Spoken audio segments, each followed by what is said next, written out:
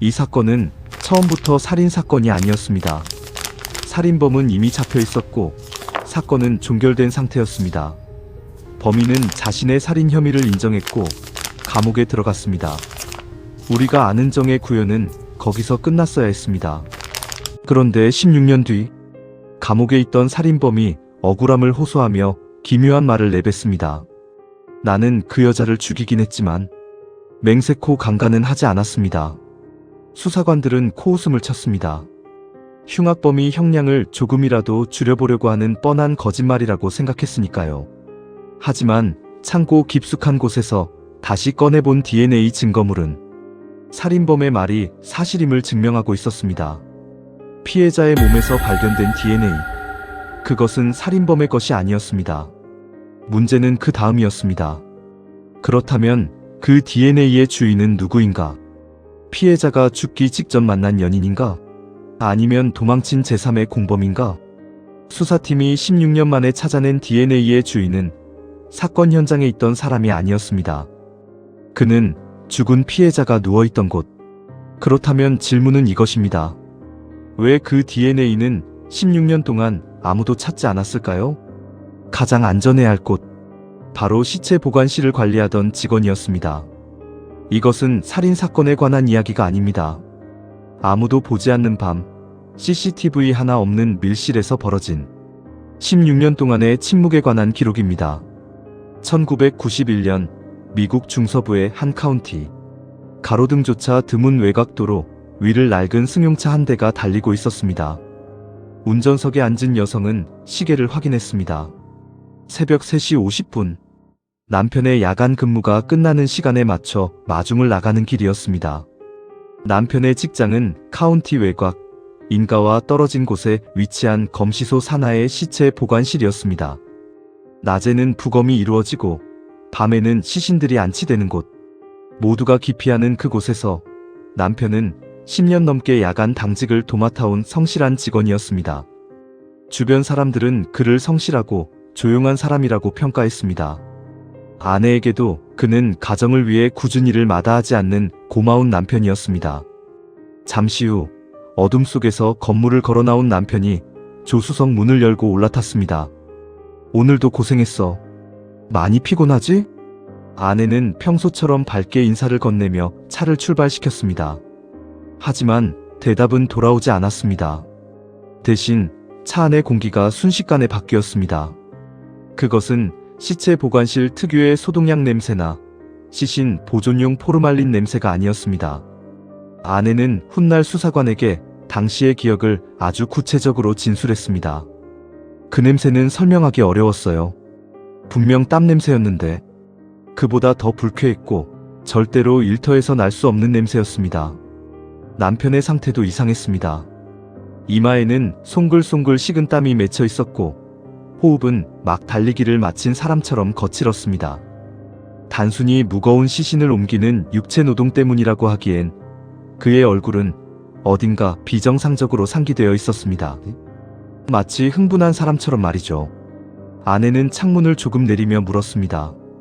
당신 안에서 무슨 운동이라도 했어? 땀 냄새가 너무 심한데. 남편은 대답 대신 짧게 헛기침을 하며 창밖으로 시선을 돌렸습니다. 아니, 오늘 들어온 시신이 좀 무거워서 옮기느라 힘들었어. 아내는 그 말을 믿었습니다. 설마 시신들이 가득한 그 차가운 방에서 남편이 다른 짓을 했을 리가 없다고 생각했기 때문입니다. 누가 상상이나 할 수 있었겠습니까? 그 냄새가 노동의 땀방울이 아니라 범죄의 증거였다는 사실을요. 그 차 안을 채웠던 비릿한 냄새.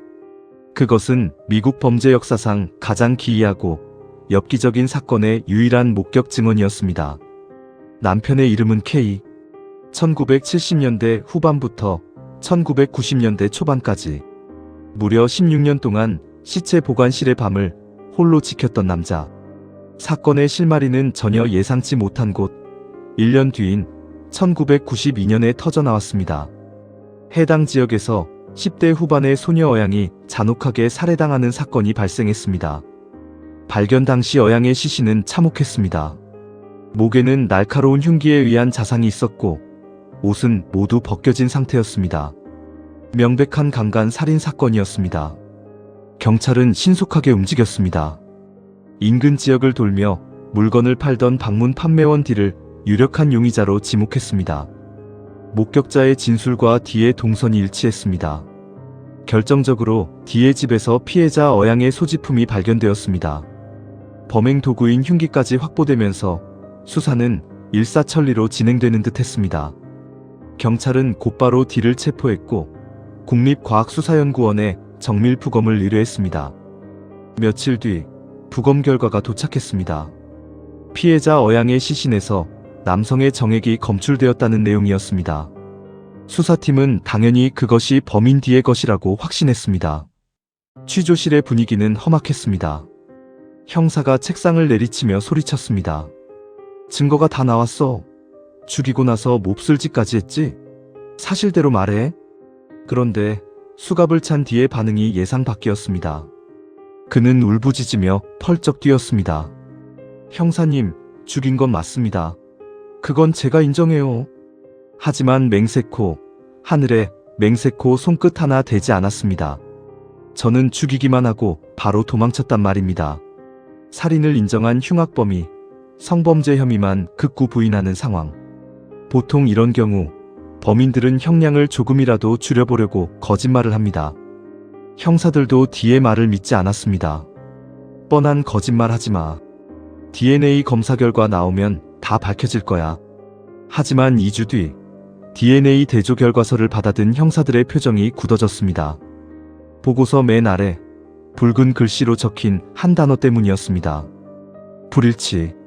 시신에서 검출된 체액은 살인범 D의 것이 아니었습니다. 형사들은 혼란에 빠졌습니다. 이게 무슨 소리야? 그럼 도대체 누구 거야? 피해자가 죽기 직전 만난 남자친구?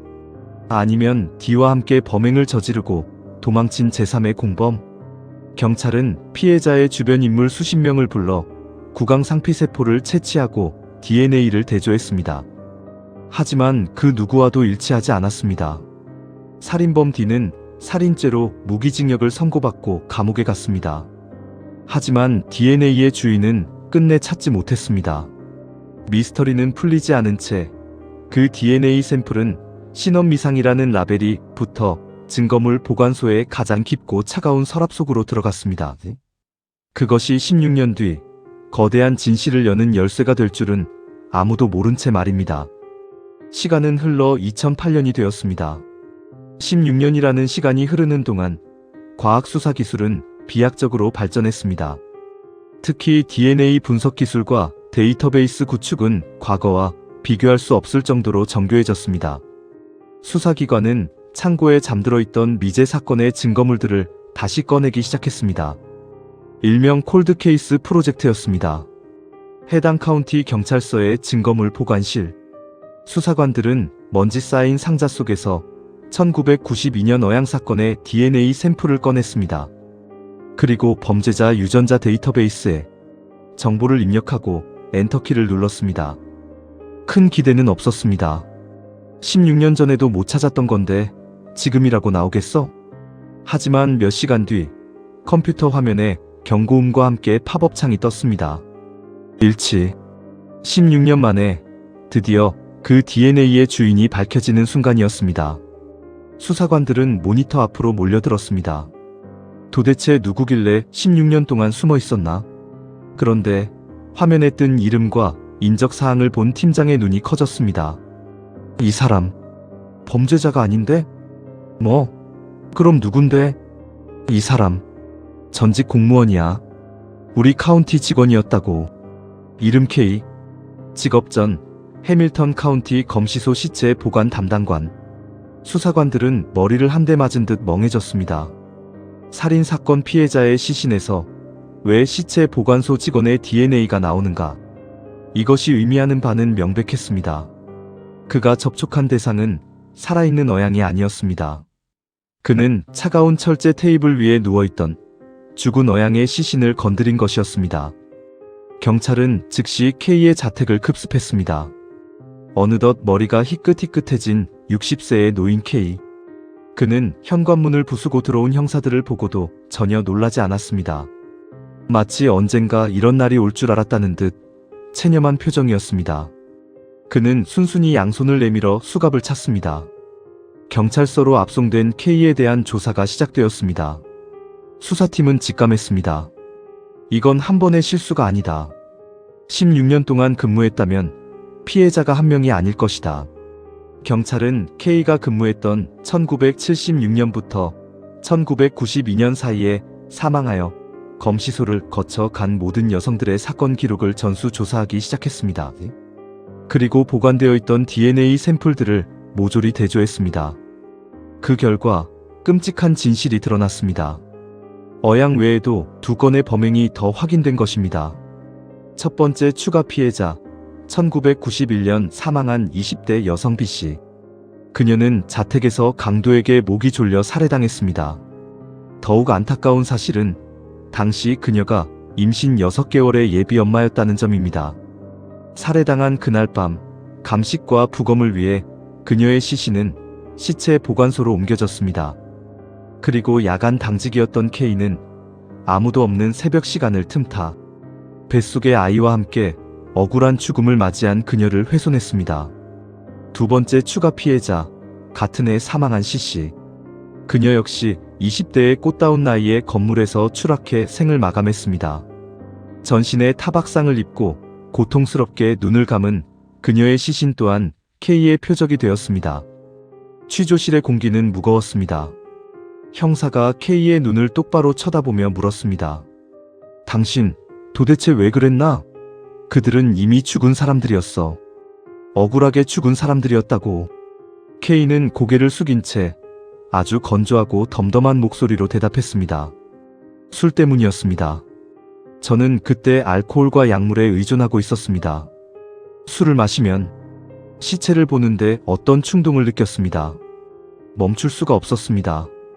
그의 진술에는 죄책감이나 반성의 기색이 결여되어 있었습니다. 그저 술에 취해 저지른 실수 혹은 기억나지 않는 하룻밤의 일탈 정도로 치부했습니다. 형사들은 분노를 참으며 다음 질문을 던졌습니다. 가장 중요하고 가장 무서운 질문이었습니다. DNA가 나온 이 3명이 전부인가? 더 있지? 여기까지는 법원이 인정한 사실입니다. DNA라는 과학적 증거가 입증한 명백한 팩트입니다. 하지만 이 다음부터는 법원이 인정하지 못한 이야기입니다. 하지만 수사관들은 알고 있었습니다. 이 남자가 처음이 아닐 리 없다는 것을요. 형사들의 집요한 추궁 끝에 K는 입을 열었습니다. 기억나지 않습니다. 너무 오래된 일이라. 형사는 책상을 내리치며 소리쳤습니다.